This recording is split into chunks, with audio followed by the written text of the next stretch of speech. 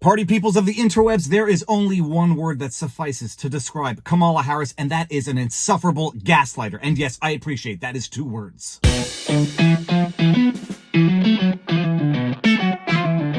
Viva Frei, former Montreal litigator turned current Florida rumbler, and yes, I am back in my home office, back in the free state of Florida. And for those of you who are asking, I was actually out of the state during Hurricane Helen with my son in California for a book reading with Michael Knowles. Sorry. So now, what is the, this feels oily. What are you putting on my face? And it smells like vitamin E. Yeah. It's good. It's before the foundation. It's kind of moisturizer. By the way, you have such a beautiful skin that you don't need too much. I'm not used to people touching my face. Yeah. My wife was here with the other 2 and our dogs. We fared relatively well, some very minor damage, but we really weren't in the brunt of the hurricane. I know a lot of other people had a lot greater problems than we did, so thank goodness for small miracles and wishing everyone the best who got hit by that hurricane. Now, I was mulling this over all day. I was actually stewing in my juices, thinking of that insufferable gaslighter named Kamala Harris. She went to the border and she is singing her own praises, patting herself on the back, and her idiot sycophants on Twitter are like, yay, Kamala Harris, you went to the border. You sure showed Donald Trump. From Harris_wins, breaking. This is what a president visiting the border looks like. From Kamala Harris, Donald Trump made the challenges at the border worse, and he is still fanning the flames of fear and division, all for his political gain. In this election, there is a clear choice between common sense solutions and the same old political games. And finally, USA_polling Trump, she'll never go to the border. Harris, quote, bet, end quote. Idiots. She uses it as a photo op to spout off platitudes. She is the ultimate insufferable gaslighter. She, at this point, I am convinced, is trolling America, rubbing their misery in their faces as if to say, I've been responsible for this for the last 3.5 years, and now I'm going to run off solving the problems that I have caused for the last 3.5 years. And in case you haven't seen the video clips, the sound bites that she's been posting on her Twitter feed, here is one such insufferable soundbite from the insufferable gaslighter known as Kamala Harris. And also, why I strongly supported the comprehensive border security bill. Written last year, as you know, by a bipartisan group of senators, including one of the most conservative members of the United States Congress. That bill would have hired 1,500 more border agents and officers.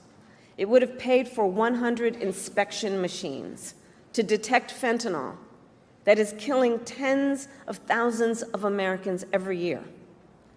It would have allowed us to more quickly and effectively remove those who come here illegally, and it would have increased the number of immigration judges and asylum officers. It was the strongest border security bill we have seen in decades.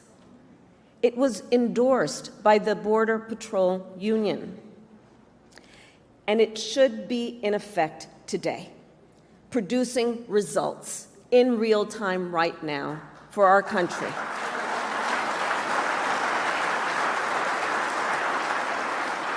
But Donald Trump tanked it. He picked up the phone and called some friends in Congress and said, stop the bill. Because, you see, he prefers to run on a problem instead of fixing a problem.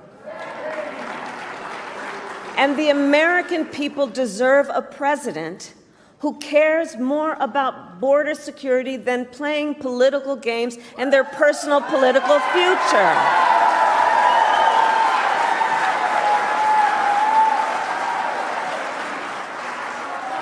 And so even though Donald Trump tried to sabotage the border security bill, it is my pledge to you that as President of the United States, I will bring it back up and proudly sign it into law. Now, here is the problem with this. This is all idiotic drivel. It is all lies. It is all confession through projection. Kamala Harris is responsible for the issue at the border. Maybe you'll say, well, she's not responsible because she was only vice president for the last damn near 4 years. It's Joe Biden who is responsible. She was in the administration that has caused this catastrophic crisis in America, the fentanyl crisis, the porous border crisis. What do they say now? Something like 400,000 convicted criminals crossed the border illegally over the last 3.5 years. She has been at the helm of this ship that she has run into the iceberg, backed it up, and then run it back in again just to make sure that that ship sinks.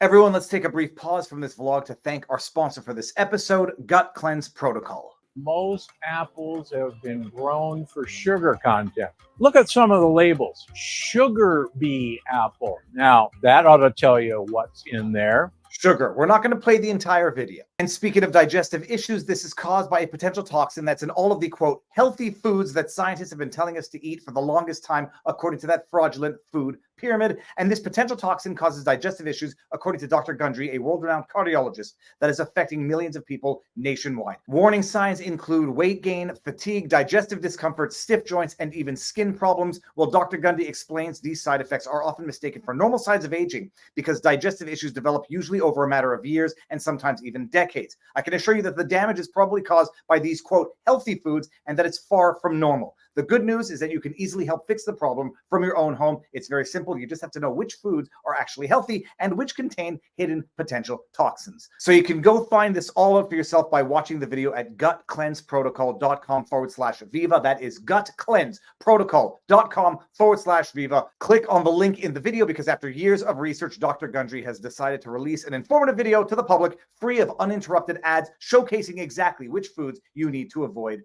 gutcleanseprotocol.com/Viva. And now back to the vlog. And then after 3.5 years of dereliction of duty, she goes and pats herself on the back. She strokes her own ego. She finally went down to the border. She was the border czar, and she has not gone to the border for 3.5 going on 4 years now. And she goes down for 20 minutes to get a few photos for her photo op. And then she has the audacity of accusing Trump of politicizing the border issue, of standing in the way of a solution on the border because he stood in the way of that so-called bipartisan border bill that they only introduced after 3.5 years of desecrating the country? First of all, I've said this multiple times. That bipartisan border bill was nothing of a bipartisan border bill. It was actually a bipartisan disguised Ukrainian funding bill. $60 billion in aid to Ukraine, $15 billion in aid to Israel in a bipartisan border bill. That bill was drafted to be rejected so that they could politicize the rejection by blaming it on Trump. They are playing the politics that they accuse Trump of playing. Oh, and then on the substance of what is remaining of that bipartisan border bill, if you cut out half of it, which was foreign aid funding, that border bill would have ratified the crossing of up to 5,000 illegal immigrants a day, which, if you do the math, is about 1.8 million in a year. It would have ratified that, and that was only contiguous on the border crossing. So not only did that particular provision of the border bill not solve any problem, it actually ratified and codified the illegal crossing of 4,999 illegal immigrants per day. Oh yeah, and that bipartisan border bill, once you exclude the $60 billion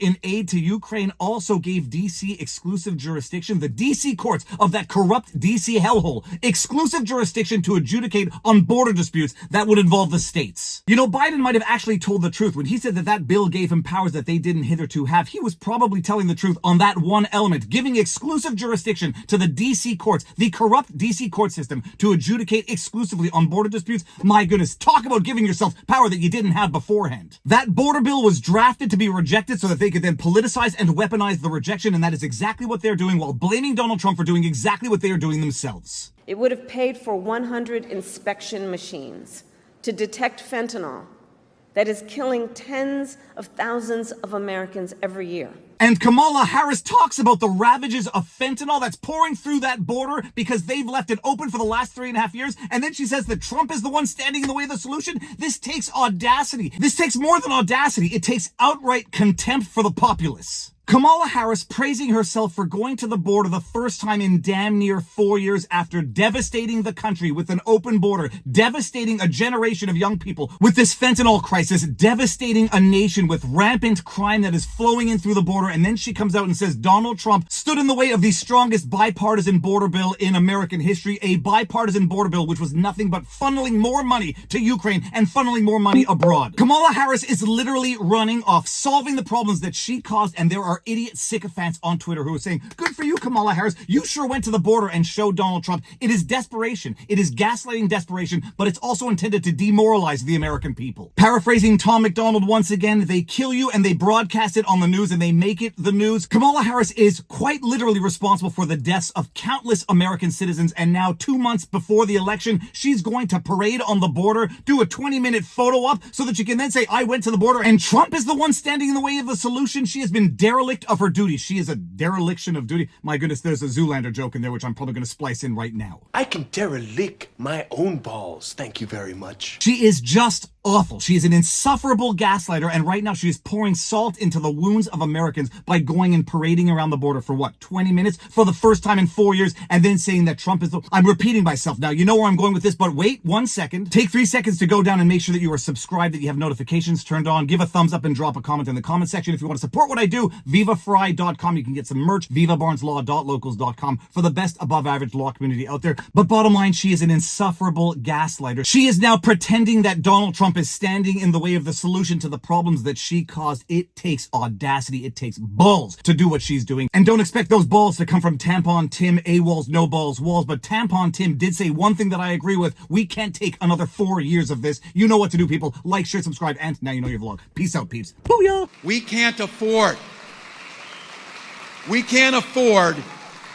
4 more years of this.